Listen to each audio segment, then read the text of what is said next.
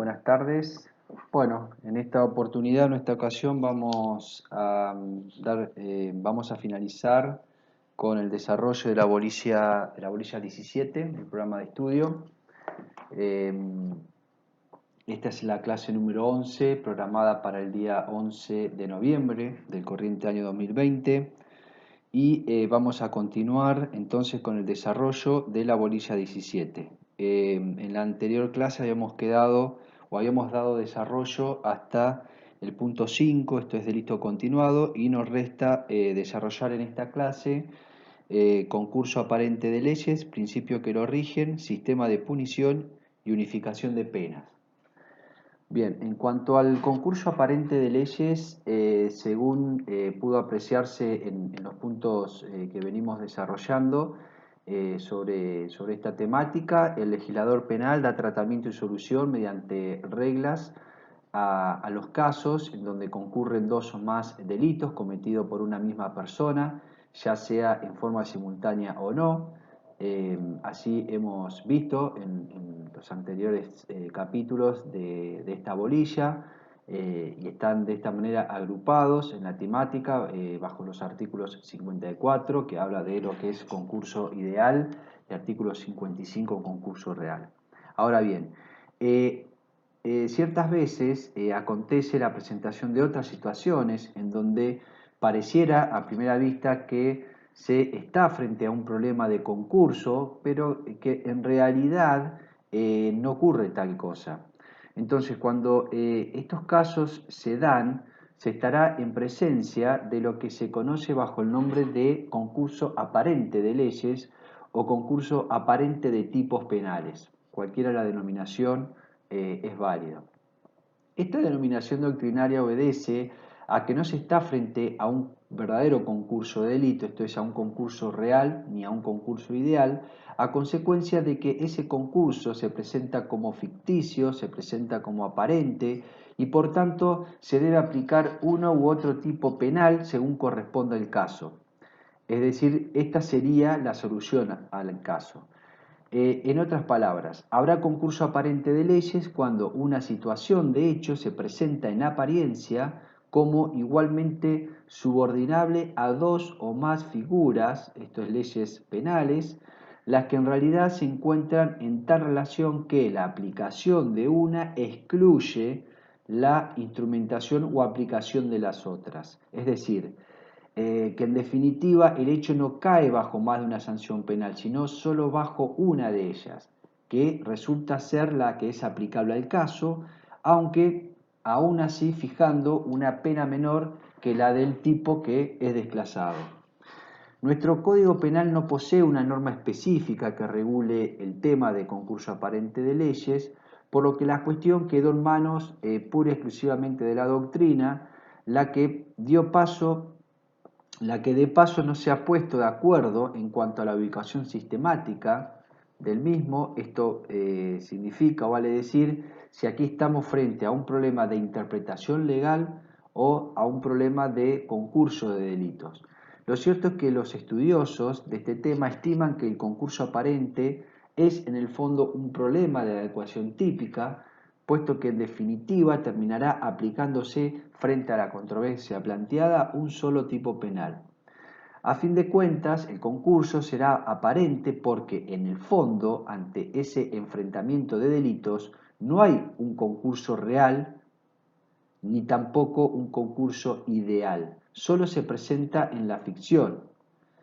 Es decir, la creación del instituto tiene su razón de ser porque en diversas hipótesis que se den, una solución tiene que hallarse y la misma radica en que solo un tipo penal es el que resulta aplicable. ¿Sí? Entonces, se trata en definitiva de una convergencia de tipos que concluye con la adecuación del hecho a un solo de ellos. Así, el concurso aparente se muestra, al interconectarse entre sí, los tipos penales con pretensión de aplicabilidad a un caso específico. Es como si se produjese una fricción entre dos tipos de la parte especial del Código Penal, supongamos, y tal fricción da lugar a la necesidad de tener en cuenta al otro tipo en la interpretación de uno de los términos de la relación. Y todo lo expresado ha llevado a Fontán Balestra a indicar que lo esencial en esta temática es que en el concurso ideal los tipos penales no se excluyen entre sí, en tanto que en el concurso aparente de leyes se excluyen, se reemplazan, es decir, cede el uno contra el otro u otros.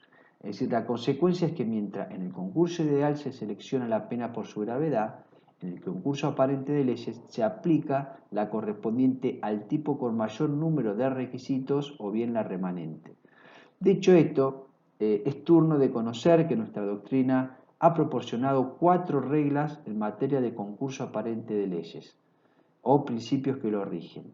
Tenemos la alternatividad, que ocurre a veces que frente a un hecho específico dos tipos penales aparecen como aplicables, y ante esa situación la regla de la alternatividad va a determinar que solo una de ellas es el utilizable. Por ejemplo, la opción por uno excluye la elección del otro. Este principio se instrumenta únicamente para las hipótesis en las cuales se encuentren en juego los mismos bienes jurídicos, y en el ámbito en donde recibe mayor aplicación es en los delitos contra la propiedad. Vamos a dar algunos ejemplos. Supongamos el autor que con un arma de fuego en mano obliga a la víctima a entregar su maletín con dinero.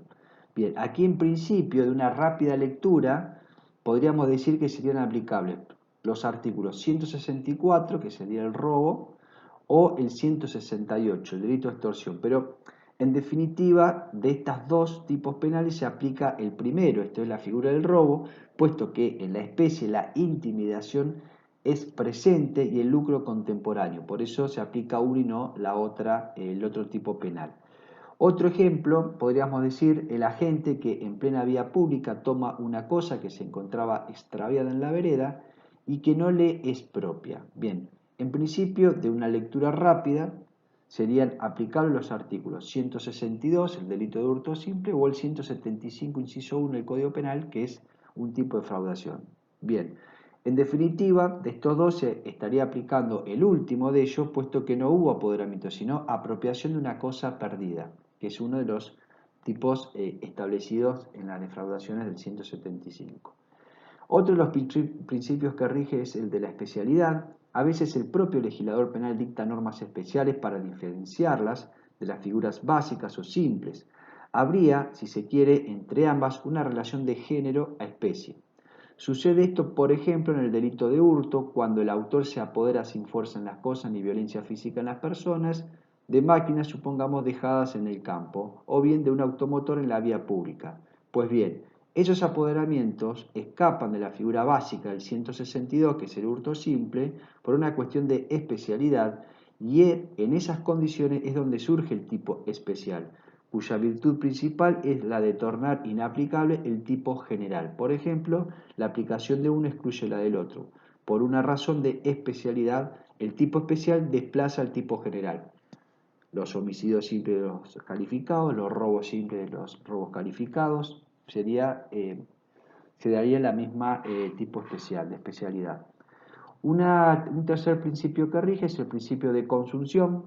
Los casos de consunción pueden apreciarse frente al iter criminis, porque en el desarrollo gradual de la acción, el agente a veces, para completar finalmente su obra propuesta, que sería el delito consumado, transita por actos de ejecución que ya son punibles en sí mismos, pero en definitiva estos quedan absorbidos por la consumación del hecho, esto es, por consunción.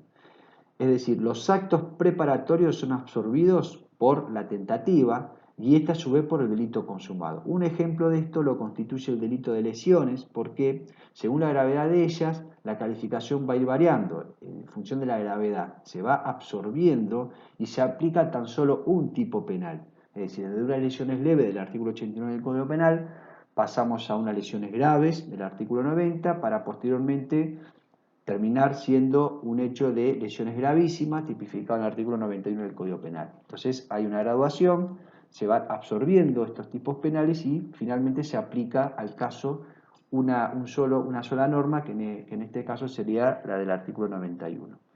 Lo mismo puede decirse con el nexo causal en delitos culposos.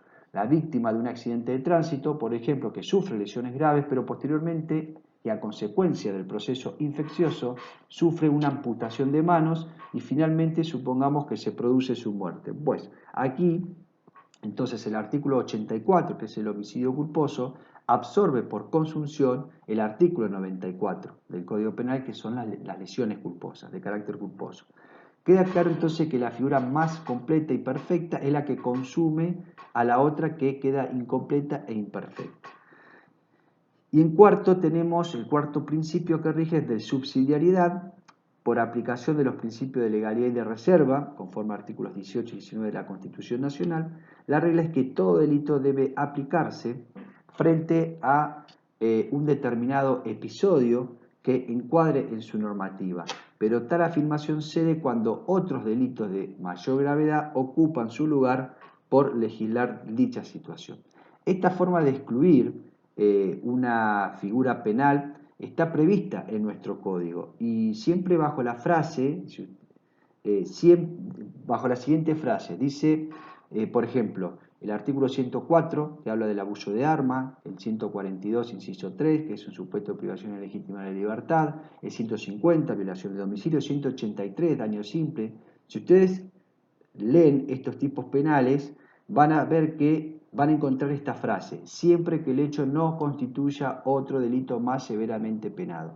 Pues bien, consecuentemente en estos casos, precisamente una de las figuras de aplicación condicional con respecto a otras de tipo más gravosas o con tipos determinados. Y esta subsidiariedad puede ser a su vez expresa, que cuando la ley lo establece, sea genérica, por ejemplo el del artículo 150, o específica.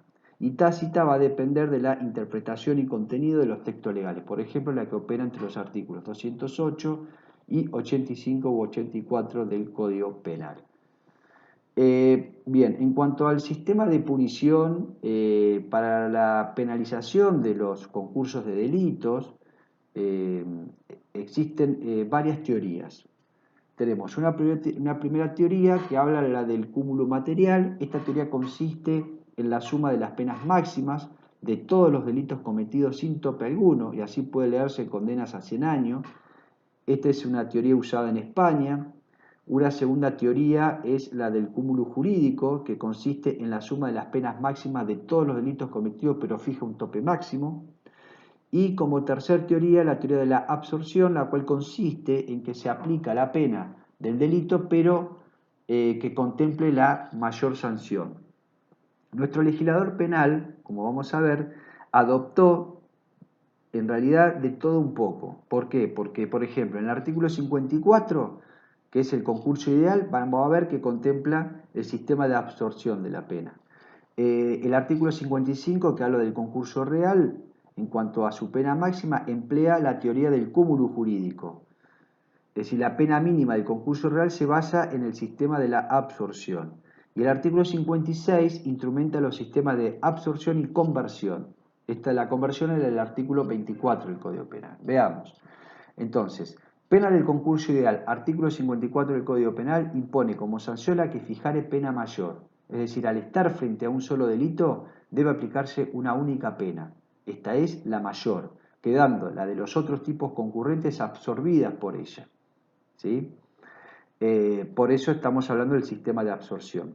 No se trata de una escala aumentada, sino de la que corresponde a un solo de los tipos aplicables. Esto es la mayor. Por ejemplo, en un concurso ideal hay un delito que tiene una pena de 3 meses a 6 años de prisión y otro de 1 mes a 2 años de prisión. Pues bien, la pena aplicable será la de aquel delito, o sea, la de 3 meses a 6 años por ser la de monto mayor. ¿Se entiende? Entonces, no obstante esto, debe observarse las siguientes reglas para este sistema.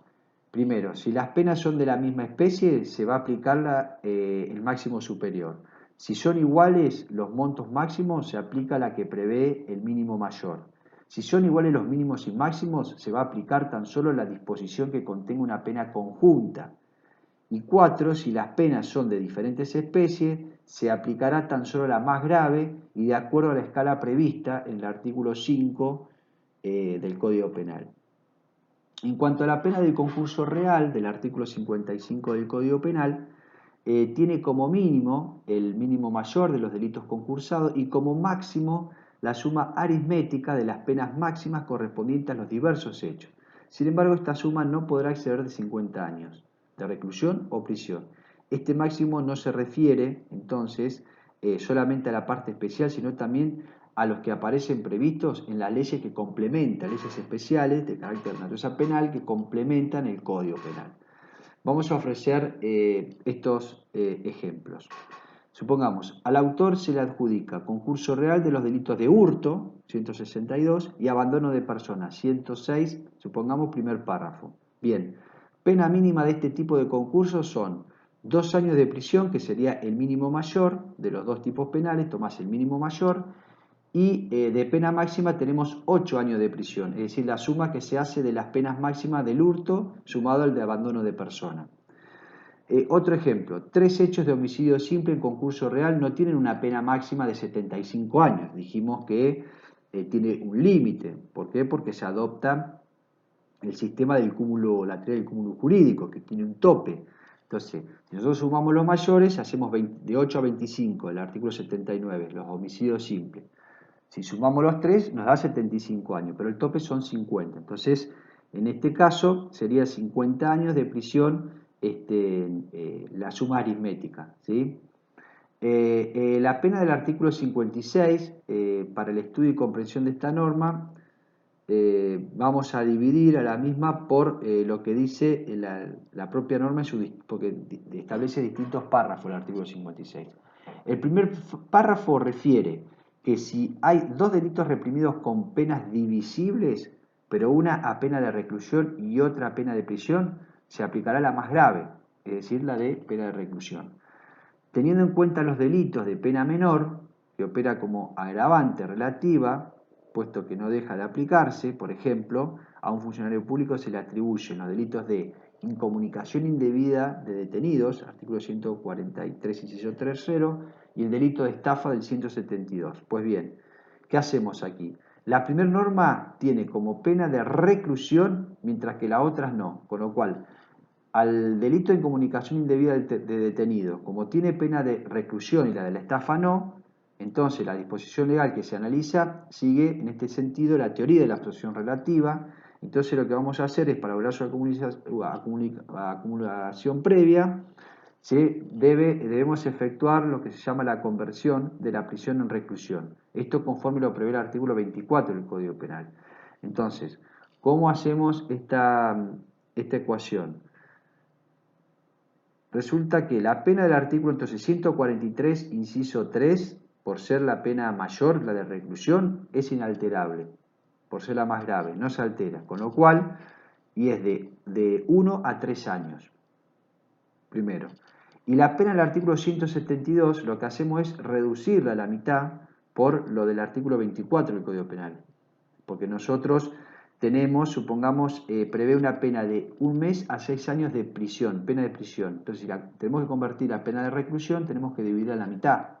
¿Por qué? Porque el 24 dice que por cada por cada 2 días de prisión de pena de prisión corresponde 1 de reclusión.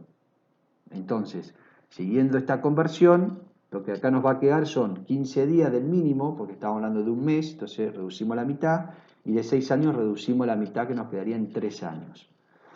Entonces, el funcionario, para este caso, para este ejemplo, tendrá como pena por estos delitos concursados materialmente, estamos frente a un concurso real, sería 1 año de reclusión como mínimo, que sería el mínimo mayor, y a su vez es el piso inalterable del que hablábamos del artículo 143, inciso 3, por ser la más gravosa, y 6 años de reclusión como máximo. ¿Por qué? Porque tomamos los 3 años del delito del primer delito, ¿sí? Y a su vez le sumamos otros 3 años más, que eran los 6 de la estafa dividido 2, la mitad te queda en 3 años de reclusión, entonces te quedaría en 6 de reclusión. Entonces, ese sería el parámetro para tomar para la determinación de la pena en ese caso puntual. En cuanto al segundo párrafo, aquí la norma sigue lo que sigue es el sistema de la absorción absoluta, esto es, si alguna de las penas no fuere divisible, ya sea prisión o reclusión, se va a aplicar se aplica únicamente la de reclusión, salvo el caso en que concurrieren la de prisión perpetua con reclusión temporal, en que se aplicará obviamente la reclusión perpetua. Esta última solución es criticable porque resulta ser más perjudicial al reo. Y el tercer párrafo de este artículo, este tramo de la disposición sigue la teoría de la acumulación, puesto que la ley establece que las penas de inhabilitación y multa se aplicarán siempre, en calidad de accesoria, sin sujeción a lo dispuesto en el párrafo primero del artículo 56. Esto es en cuanto al sistema de punición. Bien, ahora vamos a desarrollar lo que es la unificación de penas y las hipótesis contempladas. Esta temática está contemplada en el artículo 58 del Código Penal, previéndose dos hipótesis de aplicación. Dos hipótesis de aplicación.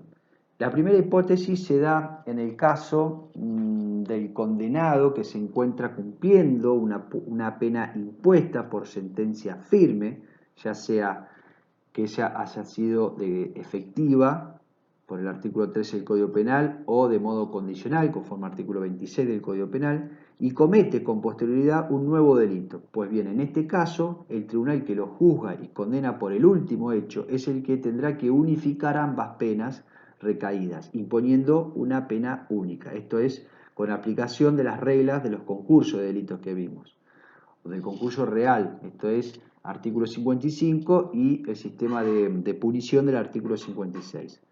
La segunda hipótesis se da cuando la persona ha sido condenada por distintos hechos delictivos en diferentes organismos judiciales, llegando así a computar varias sentencias condenatorias y sin que ningún magistrado haya procedido a unificarlas con una pena única. En este caso, entonces, deberá ser el juez que impuso la mayor pena de todas las discernidas el que tendrá que proceder a la unificación de las mismas, imponiendo así una pena única según, nuevamente, las reglas de los artículos 55, concurso real, y 56, que hablamos del sistema de punición. Es importante conocer que esta hipótesis se presenta así, fruto de una inobservancia, la que puede provenir de una omisión del juez competente que no unificó en su oportunidad, por falta de pedido de parte interesada o bien por una imposibilidad procesal, por ejemplo, que el fallo a unificar no estaba aún firme. Y además, aquí habrá que tener en consideración que el magistrado de la pena mayor no podrá unificar las penas de oficio porque carece de jurisdicción, por lo que necesitará sí o sí e indefectiblemente el pedido de la parte interesada, que puede ser el fiscal, el querellante constituido formalmente en el proceso, el defensor o bien el condenado. Bien, entre tanto, el artículo 58 del Código Penal establece que las declaraciones de hechos contenidas en las otras sentencias no pueden ser alteradas, lo que equivale a decir que el juez que proceda a unificar las condenas o penas anteriores tan solo se debe limitar a tener en cuenta los montos de las sanciones impuestas, pero no puede introducirse en los fundamentos o párrafos de aquellos fallos, pues eso lo tiene vedado por ley. Y también podemos decir que en materia de unificación hay dos sistemas para imponer una pena única. Un primer sistema que es la suma aritmética, por ejemplo, 3 condenas a pena de prisión de 1 mes, 2 meses y 4 meses. Por tanto, se impone una pena única de 7 meses de prisión. Hacemos la suma aritmética, sumamos. Y el otro es el sistema de composicional, composición de la pena. Por ejemplo, tenemos 3 condenas a pena de prisión de 1 mes, 5 y 3 meses. Puede llegar a imponerse una pena única de 5 meses. Hay una composición. Lo que sí es hay que tener en cuenta que no cabe que, si bien este último sistema, este segundo sistema es el que más beneficia al condenado, pero debe aclararse que siempre debe respetarse, más allá de que esté la composición, si bien no es la suma aritmética, sí el mínimo debe respetarse siempre como mínimo la condena a mayor monto. Esto en función o por imperio de lo prescripto en el artículo 55. A su vez, decimos que el máximo de pena a imponer como pena única, fruto de la unificación, no puede superar, como decíamos, los 50 años de encierro, esto conforme las reglas del artículo 55. Distinto es el caso cuando se deba juzgar a una persona por un delito nuevo, con pena de encierro temporal. Esto es cometido con posterioridad a una condena a reclusión o prisión perpetua firme, o en la que se le haya impuesto la medida del artículo 52 del Código Penal. En estos casos, cuando se proceda a unificar, no se podrá agregar ni un día más, ya que la reclusión y la prisión perpetuas y la reclusión por tiempo indeterminado agotan todo el ámbito temporal posible. Pero esto no impide a que la unificación tenga que efectuarse de todos modos y de manera efectiva, porque en definitiva constituirá tal circunstancia un fundamento valioso para considerar la futura concesión o no de beneficios legales. Esto en función de lo previsto por la Ley de Ejecución de la Pena, de la 24.660. Como así también la figura del indulto, la conmutación de pena. Por eso es importante que por más no se agregue un día más, es importante que se unifique de todas maneras. También cabe considerar que las penas extinguidas pueden ser materias también de unificación jurisdiccional, pero solo en la medida que haya acuerdo total previo de parte y el procedimiento a seguir sea más favorable al reo, eh, eh, pero hay que aceptar o hay que admitir que esta solución está algo controvertida en la doctrina y en la jurisprudencia, pues mucho interpreta que tal cosa no puede, no hay manera de que pueda efectivizarse. En cuanto al último párrafo del artículo 58 del Código Penal, cabe hacer la siguiente enseñanza según el maestro Fontán Balestra, que dice: si bien la justicia federal está autorizada por la norma para dictar la sentencia única, en razón precisamente de sus facultades de excepción, solo puede hacer en los siguientes supuestos. Primero, en los casos de la primera parte del artículo 58 del Código Penal, esto es cuando conoce y juzga un delito de su competencia, y segundo, unificando penas impuestas por dos sentencias federales cuando se hayan omitido las reglas del concurso. Por lo demás, la justicia federal se halla imposibilitada entonces para dictar la sentencia única en aquellos casos en que la pena impuesta en esta jurisdicción no es la más grave. En tal caso interviene o debe intervenir la justicia ordinaria que conoció de la infracción. Esto es jurisprudencia de la Corte Suprema de Justicia de la Nación. Bien, y por último vamos a hacer un breve comentario acerca del tratamiento que hace sobre el concurso de delitos y la unificación de penas la corriente del finalismo. Pues bien, el finalismo analiza estos temas a raíz de que hay casos en los cuales una persona por su conducta comete varias violaciones penales. En base a ello es que debe examinarse si se le deben sumar las penas o aplicarse tan solo una. La doctrina mayoritaria sostiene que no se puede aplicar más de una pena por conducta, solo cuando realice más de un delito se le aplicará más de una sanción. Basado esto en el derecho penal de acto y en el principio ne bis in idem, artículos 1 y 18, artículo 1 del Código Penal y artículos 18 con base en la Constitución Nacional, por medio de la cual no se puede juzgar dos veces por el mismo hecho. De allí la razón de la letra del artículo 54 del Código Penal. Para esta corriente entonces las normas penales pueden concurrir de dos formas diferentes. Por un lado, aparente o impropia, cuando respecto de un mismo hecho aparecen dos o más figuras legales que pretenden regirlo simultáneamente, pero en verdad, debido a la relación que media entre la figura y la aplicación de una determina la inaplicabilidad de la otra, se llama impropia porque al aplicar una de las normas desaparecen las demás, por ende no concurren realmente las normas y su conducta encuadra aparentemente en dos figuras, es decir, el homicidio simple y el homicidio agravado, por ejemplo.